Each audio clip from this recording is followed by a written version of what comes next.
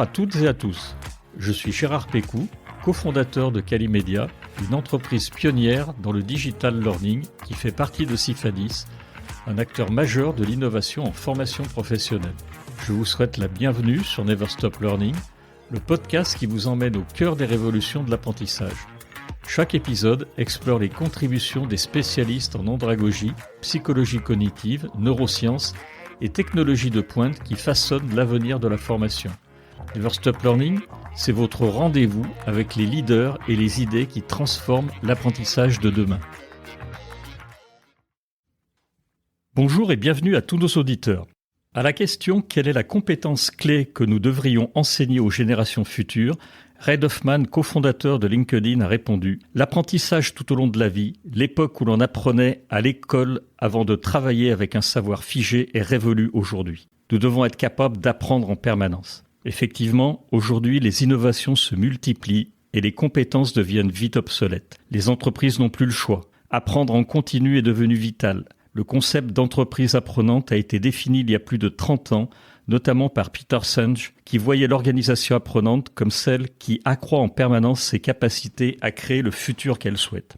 Aujourd'hui, ce modèle a le vent en poupe. Après tout, qui n'aimerait pas évoluer dans une organisation qui encourage le développement de chacun ?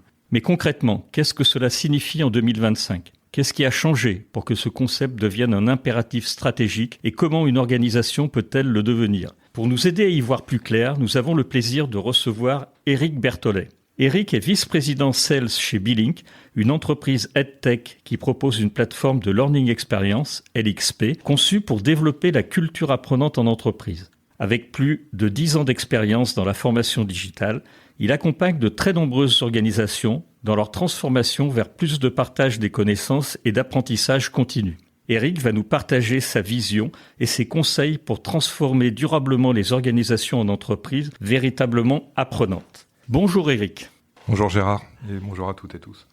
Pour ceux qui ne te connaissent pas encore, est-ce que tu peux nous parler de ton parcours en quelques mots ? Qu'est-ce qui t'a amené à t'intéresser à la formation et à la notion d'entreprise apprenante ? Oui, donc je suis effectivement ingénieur aéronautique de formation.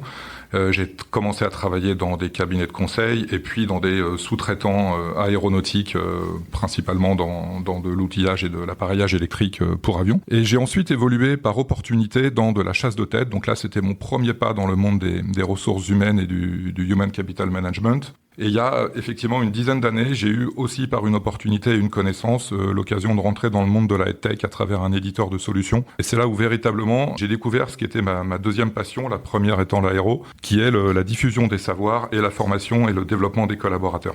Voilà. Et donc depuis maintenant, on va dire 7-8 ans, c'est vrai que l'entreprise apprenante prend de plus en plus de place et donc j'ai appris à travers et avec l'aide aussi de mes clients à développer tout un référentiel de compétences et tout un référentiel de langage autour de ces sujets. Merci Eric. Quand on parle d'entreprise apprenante, on entend parfois que c'est un concept un peu buzzword. Alors l'entreprise apprenante, c'est un mythe ou une réalité ? Pour débuter cet épisode, est-ce que tu peux nous définir une entreprise apprenante ? Waouh, définir une entreprise apprenante en une introduction.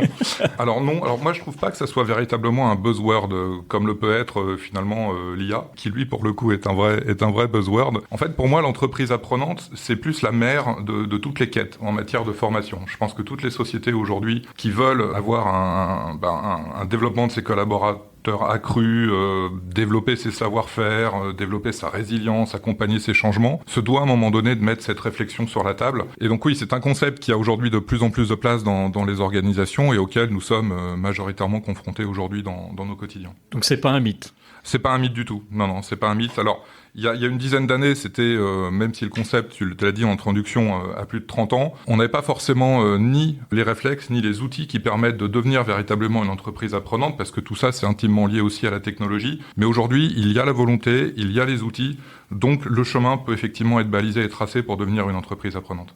Alors pourquoi parle-t-on autant d'entreprises apprenantes aujourd'hui en 2025 ? Tout simplement parce qu'aujourd'hui, le contexte économique et le contexte mondial fait que pour garder aujourd'hui sa compétitivité, ses capacités d'innovation, de retenir ses talents, de réduire ses turnovers, d'accompagner et d'anticiper les changements qui sont les nôtres aujourd'hui pour développer, conserver ses savoir-faire, pour développer aussi bien évidemment, et c'est la base, ses collaborateurs, les rendre plus mobiles, les rendre plus agiles, L'entreprise apprenante aujourd'hui tire son plein bénéfice, qui sont effectivement la pierre angulaire de tout ce qu'on vient de se dire en matière de bénéfices. Et donc c'est pour ça que l'entreprise apprenante aujourd'hui est une réalité.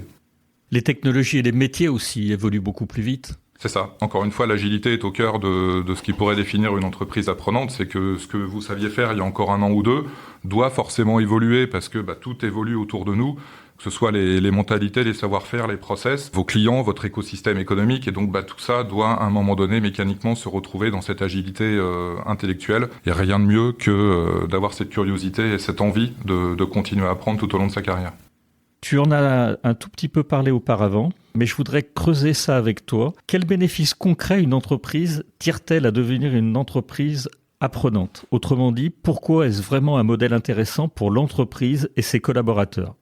T'as raison Gérard, en fait pour en avoir croisé, alors pas beaucoup encore aujourd'hui, mais pour les sociétés que j'ai pu croiser qui sont véritablement aujourd'hui des entreprises apprenantes, en fait le principal bénéfice qu'elles en tirent, c'est la compétitivité, c'est-à-dire être capable aujourd'hui de faire face à tous les défis du quotidien et d'avoir des collaborateurs suffisamment agiles et résilients pour faire face à ces nombreux défis. Donc ça passe par tout ce que tu peux imaginer en matière d'innovation, en matière de savoir-faire, en matière de transmission de ces savoir-faire. Aujourd'hui, et je pense qu'on l'abordera, le knowledge management est central dans l'entreprise apprenante, mais il y a aussi tout ce qui est les leviers de motivation intrinsèques du collaborateur, c'est comment ce collaborateur, on va lui donner envie de lui-même et en autonomie de pouvoir se mettre dans une situation d'apprentissage et dans une situation de progrès continu. Et ça, c'est un pilier qui est extrêmement central parce que dès qu'on y arrive, en fait, ça joue aussi sur effectivement retenir ses talents et par un effet encore plus large, si une société arrive à correctement communiquer autour de sa capacité qu'elle a de développer les compétences en interne, elle va pouvoir aussi attirer de nouvelles compétences et au final aussi réduire son turnover. Donc les bénéfices sont multiples, mais le premier d'entre eux, c'est effectivement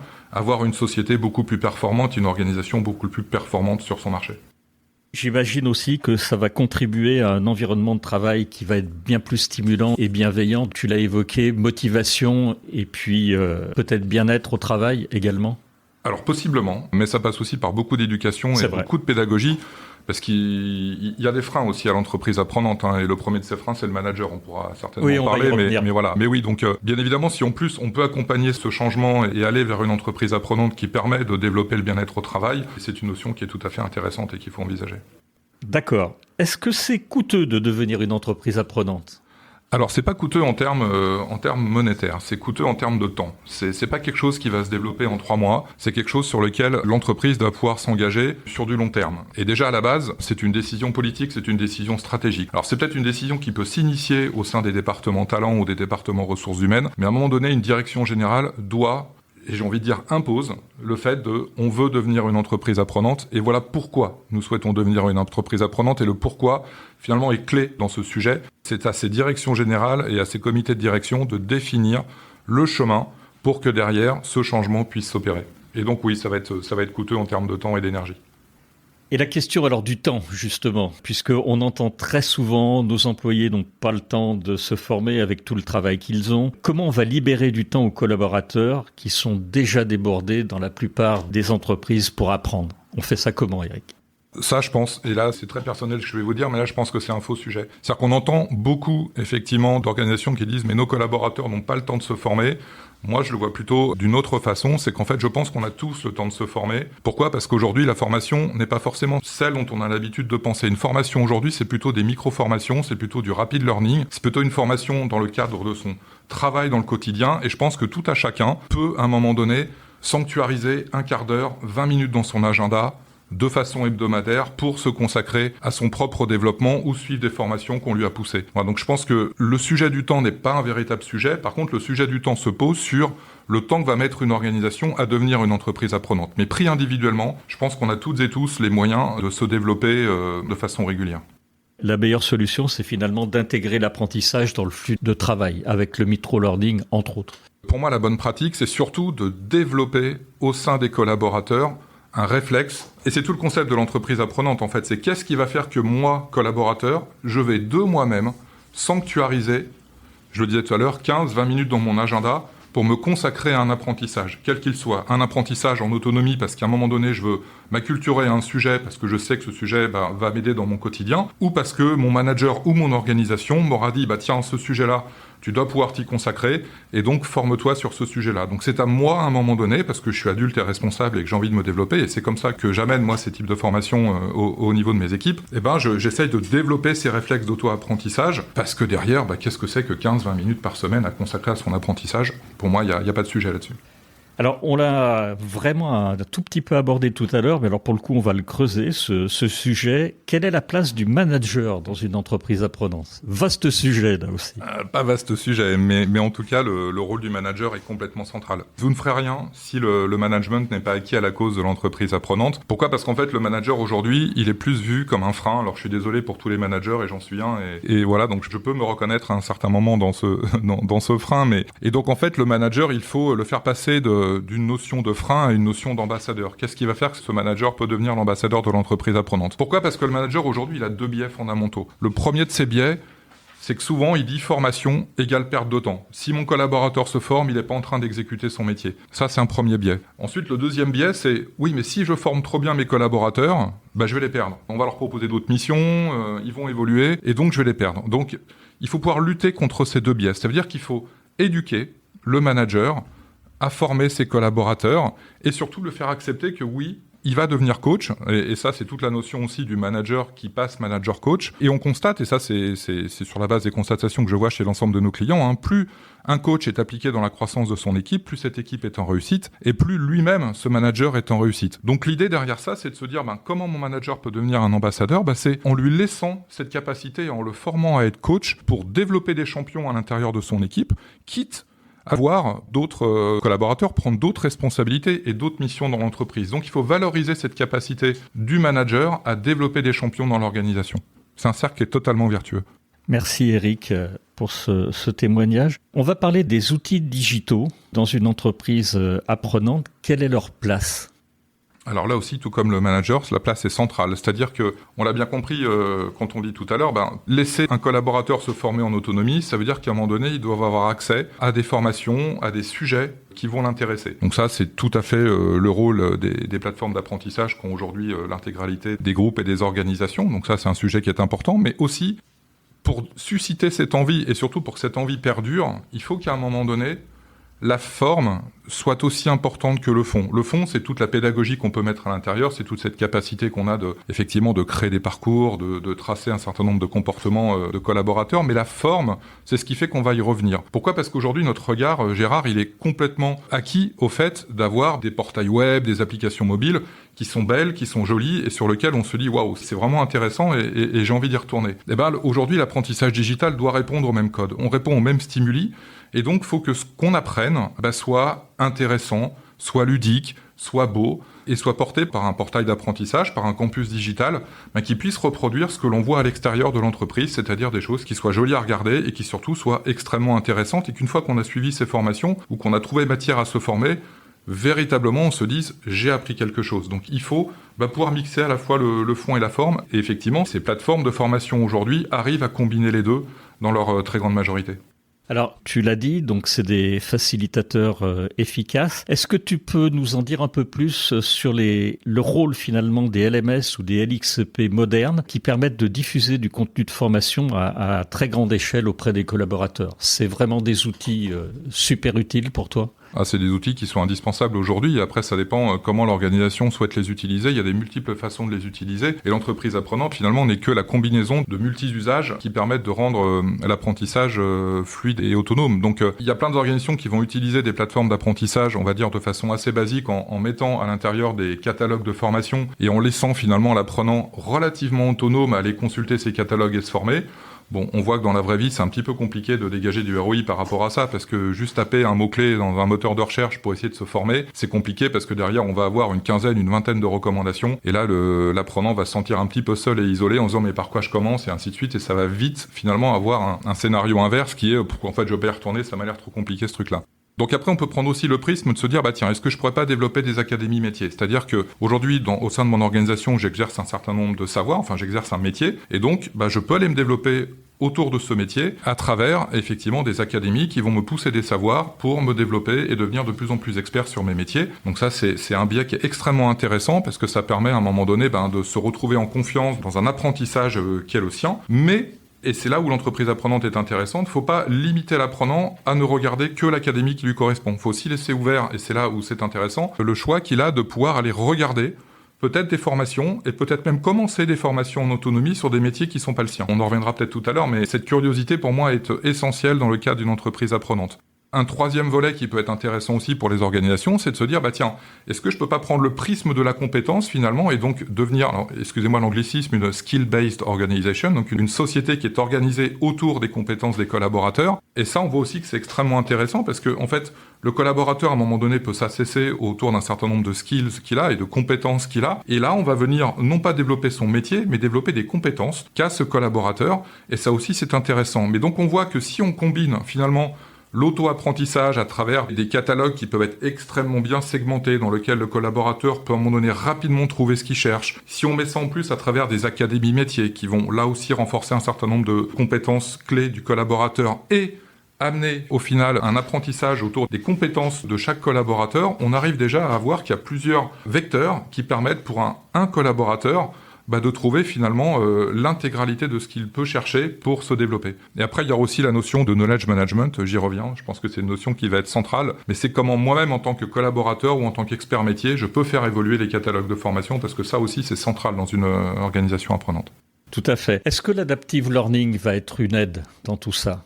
Bien sûr. Ça l'est déjà ? Et ça l'est déjà. C'est-à-dire que l'adaptive learning aujourd'hui, on sait quelles sont les compétences que vous avez. C'est quelque chose qui va pouvoir vous prendre par la main de façon progressive pour vous amener vers d'autres niveaux de compétences. Donc oui, c'est intéressant. C'est vrai que l'IA aujourd'hui rend un grand service dans le domaine de l'adaptive learning. Si vous avez su à un moment donné cartographier les compétences de votre organisation et cartographier les compétences de vos collaborateurs, ce matching et cet adaptive learning va effectivement être d'une grande aide pour développer l'ensemble des collaborateurs de votre organisation. Donc oui, c'est un sujet qui encore il y a quelques années était dans les balbutiements, qui aujourd'hui est un sujet extrêmement mature et sur lequel oui, il y a des réponses technologiques extrêmement concrètes et intéressantes sur ces sujets. J'ai une question sur la notion de mesure. Est-ce que on mesure finalement cette amélioration continue dans une entreprise apprenante avec les outils digitaux ? On peut le faire et c'est conseillé ?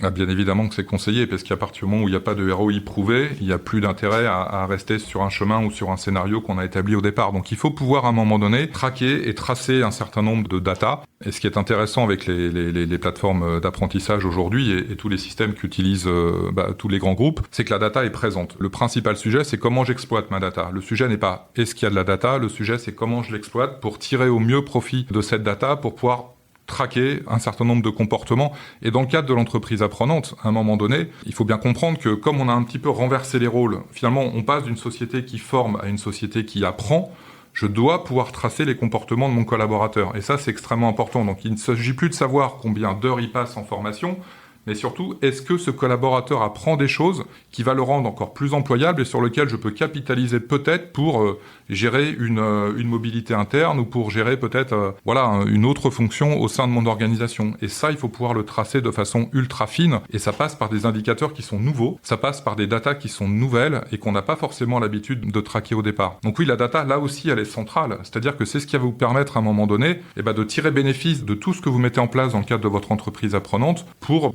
relier ça aux bénéfices dont on a pu citer tout à l'heure, qui est effectivement le développement, conserver les savoir-faire, accompagner les changements et tout ça. Il y a une question aussi qui, je pense, est centrale, c'est le transfert des connaissances internes. Comment, dans une entreprise apprenante, on va gérer ce transfert de connaissances qui est crucial finalement et comment on peut le faire de manière efficace ? Alors là aussi, il y a deux constats par rapport aux sociétés que j'ai pu accompagner. C'est qu'en fait, le premier de ces constats, c'est que plus l'entreprise est grosse, plus sa taille, en tout cas, est importante, moins ce sujet du knowledge management est central. Et c'est assez surprenant, en fait. A contrario, c'est vrai qu'il est beaucoup plus facile d'imaginer qu'une société de taille réduite va mettre en place des process de knowledge management parce qu'un savoir-faire souvent est détenu par une personne ou une poignée de personnes et donc effectivement il en va de sa survie à cette société de taille moyenne de conserver ses savoir-faire. Mais effectivement je pense que ce sujet ne s'est pas totalement emparé aujourd'hui des grands groupes et on le voit aujourd'hui les grands groupes sont aussi exposés à des pertes de savoir-faire et il y a qu'à voir aujourd'hui la prédisposition de l'usage des cabinets de conseil au sein de ces grands groupes pour combler justement des manques de savoir-faire pour voir qu'effectivement c'est un vrai sujet et que c'est un sujet central pour toutes les organisations. Or le knowledge management, il est aussi intimement relié à la cartographie des compétences.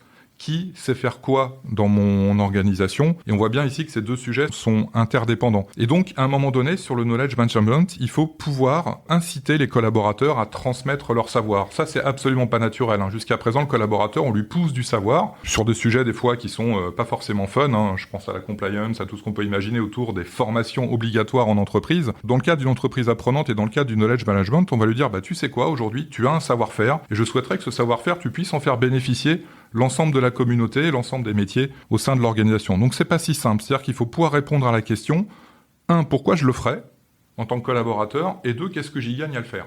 Sinon, vous ne déclencherez pas ce type de scénario. Et je parle pas d'argent, donc qu'est-ce que j'y gagne. Donc c'est plutôt, comment est-ce qu'on peut, à un moment donné, et on en revient à ce qu'on disait tout à l'heure, c'est étant donné que l'entreprise apprenante est une décision stratégique, est une vraie décision d'entreprise, un certain nombre de collaborateurs vont répondre à cet appel et se dire moi dans mon entreprise, j'y suis engagé et donc je vais effectivement contribuer parce que je pense qu'il en va du devenir et en tout cas de la compétitivité de mon organisation et donc de moi-même, je vais produire cet effort de transmettre un certain nombre de savoirs et un certain nombre de bonnes pratiques qui vont permettre à mon organisation de conserver ces savoirs en interne. Et puis pour les autres collaborateurs, alors là il y a la bonne nouvelle, c'est que dans la grande majorité, ces collaborateurs ont déjà en eux, et je pense qu'on l'a à peu près tous, et alors ça va faire un peu vieux con ce que je vais dire, mais en tout cas les nouvelles générations ont ça, ils ont tous une fibre du partage. C'est-à-dire que plusieurs générations aujourd'hui dans l'entreprise ont pour habitude de partager dans leur quotidien privé sur des réseaux sociaux, les photos de leur chat, le dernier plat à la mode dans un restaurant. Et la question c'est pourquoi dans un cercle professionnel ces comportements sont inhibés. Donc ça c'est une vraie question à se poser. Et comment faire pour développer ces comportements de partage dans l'entreprise. Donc là on peut jouer sur d'autres stimuli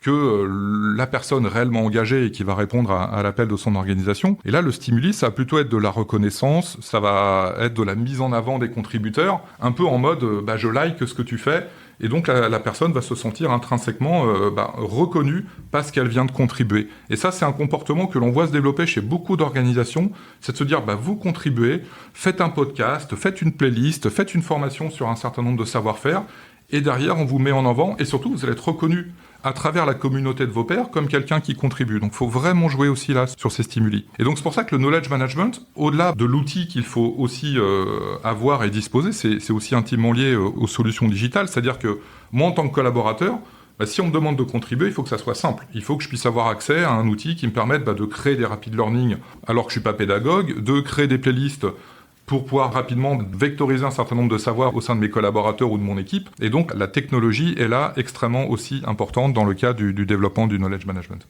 Tu as employé 2 mots qui sont importants, compétences et collaborateurs. Un collaborateur ou les collaborateurs, justement, ils doivent avoir quelles compétences pour réussir dans une entreprise apprenante? C'est quoi la clé du succès de tout ça? Je ne sais pas s'il y a une réponse à cette question qui est pour moi assez complexe. Je pense que la première des compétences, c'est l'envie. Alors, c'est pas une compétence. Je pense que c'est une motivation. Il faut avoir envie de se dire, je souhaite me développer. Mais l'envie, on peut la provoquer. C'est-à-dire qu'encore une fois, on peut, dans le cadre de cette démarche d'entreprise apprenante, inciter le collaborateur à vouloir lui-même se développer.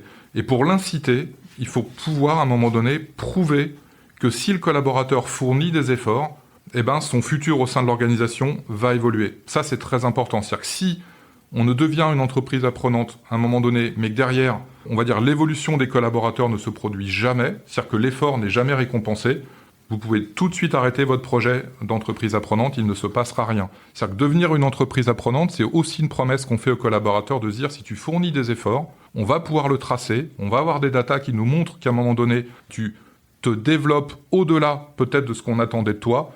Et donc, ça veut dire que tu es quelqu'un d'intéressant pour l'organisation et donc, finalement, quelqu'un qui va pouvoir peut-être jouer de la mobilité ou prendre un certain nombre de responsabilités complémentaires. Donc, la motivation, à un moment donné, se provoque et je pense qu'il faut aussi que l'entreprise puisse montrer des exemples de collaborateurs qui ont pu évoluer à travers une démarche personnelle de formation. Ça, c'est très important. Donc la curiosité en est une. Finalement, la récompense en est une autre. C'est 2 choses qui permettent aussi à développer ce type de comportement. Et puis derrière, ça part véritablement aussi de l'envie du collaborateur de se dire moi j'ai envie d'apprendre, j'ai envie de continuer à évoluer. Et donc ça, c'est quelque chose qu'on a aussi intrinsèquement en soi, mais qu'il faut stimuler à un moment donné. Donc finalement, motivation, curiosité, ça va favoriser l'auto-apprentissage. C'est un bon résumé ? Oui.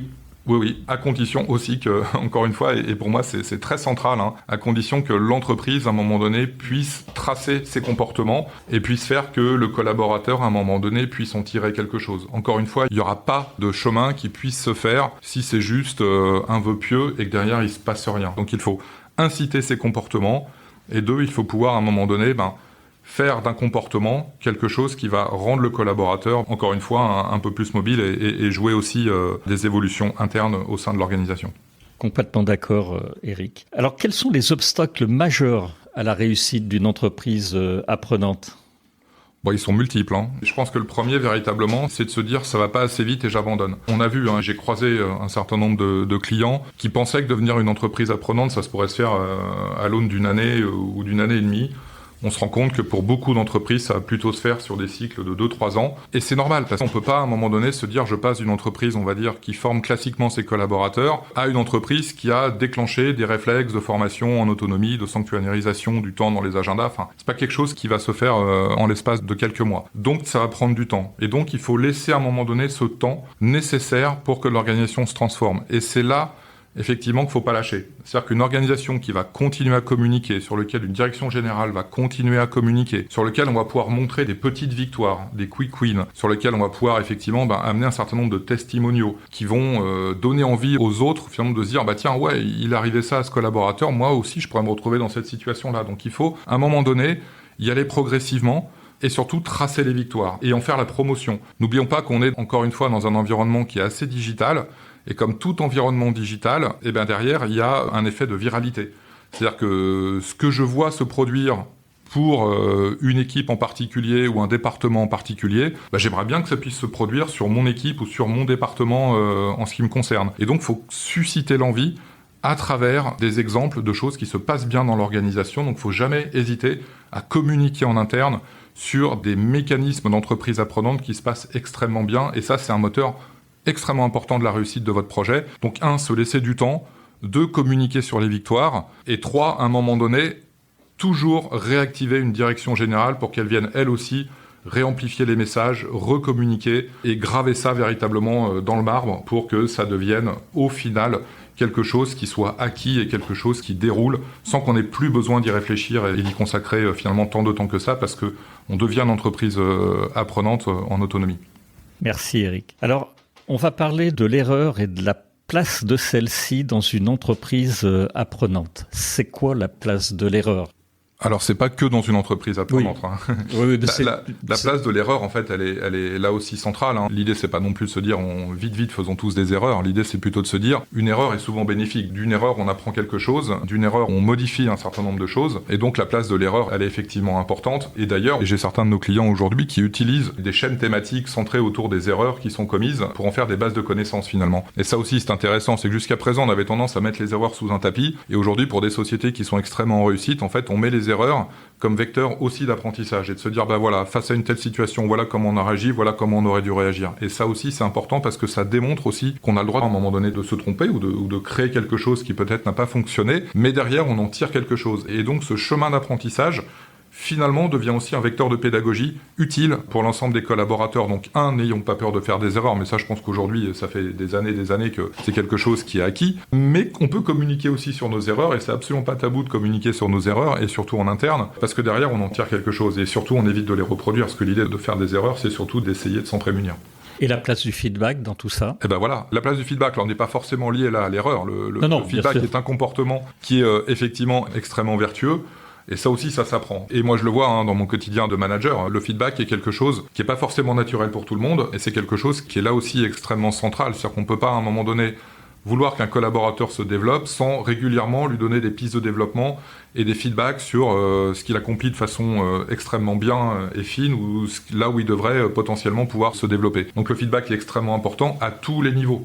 Encore une fois, c'est très important. À tous les niveaux, ce feedback est important. Donc il peut se faire à la fois d'un manager vers son collaborateur, mais à un moment donné d'un groupe d'équipe vers un autre groupe d'équipe, d'une direction générale vers une direction talent ou une direction L&D. C'est-à-dire que le feedback, à un moment donné, il va dans les deux sens. C'est-à-dire que c'est pas que du feedback managérial, c'est aussi du feedback sur les transformations qui sont en train d'être opérées pour devenir une entreprise apprenante et surtout cet accompagnement en changement veut dire aussi, là aussi, beaucoup de feedback à prendre et à transmettre pour s'assurer que le chemin que prend l'entreprise en général est le bon. Alors, on a parlé tout à l'heure de mesures pour les apprenants, mais comment on va mesurer le succès d'une entreprise apprenante ? Encore une fois, on peut revenir sur les différents bénéfices qu'on a cités tout à l'heure, et chaque bénéfice peut générer son propre KPI. Donc ça, c'est le premier point. Mais voir qu'effectivement une entreprise se transforme en entreprise apprenante, en fait, là, on va revenir aux heures de formation consommées. Ça peut tout de suite se voir en termes de consommation. Il y avait un grand groupe de téléphonie que j'accompagnais il y a quelques années, à un moment donné, était fier de me dire que ses collaborateurs se formaient 8 à 9 heures en digital learning tous les ans, ce qui est un ratio qui est intéressant. Et je lui dis, maintenant, tu vas m'enlever la part de toutes les formations obligatoires et des onboarding qui sont générés. Et là, on passait à presque rien. C'est-à-dire qu'on passait de 9 heures à quasiment zéro. Et je lui dis, voilà, si demain tu étais une entreprise apprenante, tu passerais peut-être de 9h à 7h. C'est-à-dire qu'il y aurait 7 heures d'apprentissage en autonomie et 2 heures de programmes obligatoires, qui sont les programmes que les collaborateurs n'ont pas d'autre choix que d'opérer. Donc ça, c'est quelque chose qui peut se mesurer relativement facilement, c'est de se dire, quelle est la part finalement des formations obligatoires que je donne à mes collaborateurs, parce que, à un moment donné, effectivement, il est normal de suivre des formations imposées quand on est collaborateur. Mais en revanche, moi, ce qui m'intéresse, c'est quelle part d'apprentissage autonome est rendue possible grâce à ce projet d'entreprise apprenante. Donc ça, c'est quelque chose qu'on peut mesurer extrêmement finement, semaine après semaine, mois après mois. Et d'ailleurs, il faut encourager l'organisation à le faire, parce que c'est là qu'elles peuvent venir, à un moment donné, ajuster un certain nombre de comportements, peut-être booster un certain nombre de compétences managériales pour inciter, et ainsi de suite. Donc, pour moi, l'entreprise apprenante, la première chose qu'il va falloir mesurer, c'est est-ce que finalement les collaborateurs sont en train de se transformer, et est-ce que effectivement ces réflexes de sanctuariser du temps dans son agenda pour apprendre en autonomie se développent. Voilà. Et une fois qu'on a commencé à voir que véritablement la magie était en train d'opérer, effectivement on est en train de se dire ça y est, là on est en train de se transformer, on voit que de plus en plus de comportements de nos collaborateurs se développer vers l'apprentissage en autonomie, ils deviennent de plus en plus curieux. On voit qu'il y a des experts métiers qui commencent à poster un certain nombre de savoirs ou de formations autour de leur métier et de leur savoir-faire extrêmement précis. Donc voilà, il y a beaucoup d'indicateurs à un moment donné qu'il va falloir suivre. Et là, on se dit, ça y est, on prend le bon chemin. Et c'est sur la base de ces premières victoires qu'il faut communiquer pour amplifier encore une fois et rendre cette démarche virale pour finalement de plus en plus de collaborateurs se disent, ouais, mais si mon voisin du bureau d'à côté le fait, pourquoi moi je le fais pas ? Ah tiens, si cet expert métier a déjà publié 25 contenus de formation, pourquoi moi je le ferai pas ? Donc à un moment donné, il faut jouer aussi sur les égos, il faut jouer sur les comparaisons, et c'est pour ça que ces victoires-là, il faut pouvoir à un moment donné les communiquer. Merci pour ce témoignage. On a parlé des collaborateurs, on a parlé des managers, du coaching, on n'a pas parlé des ressources humaines. Est-ce qu'il faut nécessairement une politique de ressources humaines dédiée à l'entreprise apprenante ? Je crois pas. Parce qu'encore une fois, l'entreprise apprenante, pour que ça fonctionne bien, doit s'initier au niveau d'une direction générale. Et donc après, les ressources humaines vont s'emparer de ce sujet et derrière mettre effectivement les ressources, les compétences et les outils à disposition pour pouvoir déployer le projet d'une entreprise apprenante. Et donc les ressources humaines, à un moment donné, ce qu'on va leur demander, je pense que ce que vont demander une direction générale, c'est effectivement de démontrer que ça fonctionne. Ou en tout cas d'avoir une feuille de route dans le temps, capable de se dire par quoi on commence, quelles vont être les prochaines étapes, c'est quoi la finalité, combien de temps on se donne. Mais pour moi, la partie ressources humaines, en tout cas sur les sociétés que j'ai pu entrevoir, j'ai pas l'exhaustivité effectivement de l'ensemble peut-être de nos auditeurs, mais c'est pas quelque chose qui démarre au sein des départements ressources humaines ou au sein des départements talent. Par contre, ce sont eux qui vont à un moment donné faire que ce sujet va devenir un sujet important et prioritaire et faire demain un sujet en réussite. Alors, on arrive quasiment au bout de cet épisode. J'ai quand même une dernière question pour toi, Eric. C'est quel conseil donnerais-tu à une entreprise qui souhaite devenir apprenante ? Premier de ces conseils, c'est d'où vient ce souhait ? Est-ce que ce souhait est vraiment une décision d'entreprise ? Si c'est une décision de se dire, tiens, j'aimerais bien voir ce que c'est qu'une entreprise apprenante et allons essayer de voir s'il y a un peu de lumière et essayons de voir si finalement ça pourrait être intéressant pour nous, ça marchera pas. Donc faut pas essayer de reproduire des mécanismes qui sont peut-être vertueux dans une organisation en se disant on va se les appliquer parce qu'il faut absolument devenir une entreprise apprenante. Donc s'il n'y a pas de volonté, n'y allez pas, ça marchera pas. Pourquoi ? Parce qu'une direction générale doit être une direction qui donne cette impulsion et qui derrière va vous donner les moyens d'y arriver. Donc si vous n'avez pas ce sponsorship interne, vous aurez très peu de chances de devenir une entreprise apprenante. Donc si vous avez effectivement ce sponsorship interne, c'est très intéressant de vous faire accompagner dans cette démarche parce que derrière, les consultants qui peuvent vous accompagner, eux sont passés par des phases qui sont extrêmement similaires aux vôtres, c'est-à-dire ok, là aujourd'hui, on a la feuille de route, on a la mission de devenir une entreprise apprenante et ces consultants peuvent absolument décrire avec vous quelles vont être les prochaines étapes, quels vont être les scénarios pédagogiques qu'il va falloir mettre en place, quels vont être les scénarios de communication interne qu'il va falloir mettre en place, quels vont être les outils qu'il va falloir qu'on adapte, parce que peut-être que vos outils aujourd'hui sont un peu moins adaptés que ce que possiblement vous auriez besoin de mettre en place pour devenir une entreprise apprenante. Donc la partie se faire accompagner est importante. Et puis troisièmement, il faut être persuadé que c'est vertueux. C'est-à-dire que si vous-même, en tant que département ressources humaines, vous n'avez pas, entre guillemets, cette motivation de se dire « ouais, je sais que c'est le bon chemin », là aussi, vous n'y arriverez pas. Même si une direction générale, à un moment donné, vous l'impose, il va y avoir des freins, des réticences, et ça va pas être forcément bon. Et donc la motivation pour devenir une entreprise apprenante, pour moi, est le principal conseil que je puisse donner. Et je pense que si déjà vous écoutez ce podcast, vous êtes déjà sur la bonne voie, c'est-à-dire que ce sujet vous intéresse, vous êtes déjà un peu plus que curieux à l'idée de devenir une entreprise apprenante. Et donc voilà, n'hésitez pas à pousser cette porte, parce que les sociétés qui sont aujourd'hui ou qui deviennent des entreprises apprenantes, vraiment peuvent constater des bénéfices qui sont extrêmement intéressants. Et ça pourrait être très intéressant d'ailleurs qu'on puisse en discuter ensemble si vous le souhaitez. Alors on est arrivé au bout de cet épisode. Un grand merci Eric pour tous ces éclairages concrets sur l'entreprise apprenante. On retient que ce n'est ni un mythe ni une mode, mais un vrai levier de performance et d'engagement, à condition d'y mettre de la volonté, de la curiosité, du partage et de la bienveillance. Tu as donné des pistes vraiment actionnables et même des conseils pour se lancer, donc un grand merci pour ton intervention. J'espère que cet épisode vous aura donné envie de pousser la culture apprenante dans vos propres organisations. Est-ce que vous êtes prêts maintenant à devenir des acteurs de votre apprentissage au quotidien ? N'hésitez pas à partager cet épisode avec vos collègues, vos managers ou vos DRH pour amorcer la discussion. Encore une fois, merci encore Eric pour ton enthousiasme et ton expertise. Et merci à vous tous pour votre écoute. Et on se retrouve très bientôt pour un nouvel épisode. Et d'ici là, comme toujours, never stop learning. Merci Eric. Merci Gérard. Au revoir. Au revoir.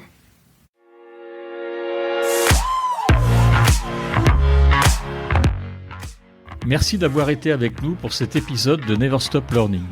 Si cet échange vous a apporté de la valeur, n'hésitez pas à le partager autour de vous et à laisser une note 5 étoiles accompagnée d'un commentaire. Vos retours sont essentiels pour continuer à vous offrir des contenus de qualité. Je suis Gérard Pécou et si vous recherchez des solutions innovantes pour transformer vos projets de formation, rendez-vous sur calimedia.fr ou cifadis.fr. Nos équipes se feront un plaisir de vous accompagner dans vos projets. On se retrouve très bientôt pour un nouvel épisode de Never Stop Learning, votre rendez-vous pour explorer, innover et ne jamais cesser d'apprendre. À très vite.